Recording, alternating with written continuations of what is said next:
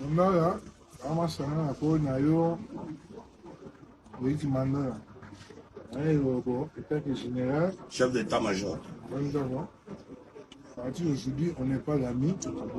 Bon, il y a qui nous a failli peut-être Wario, Wario. Il fallait avoir peut-être amis, il y a peut-être famille. Il y a du monde que ça. Il y a des petits cowboys, on n'est pas amis. Il y a comme spectacle, ça veut dire ça. Ça veut dire que beaucoup de ranking, il y a qui est beau du nez fallu.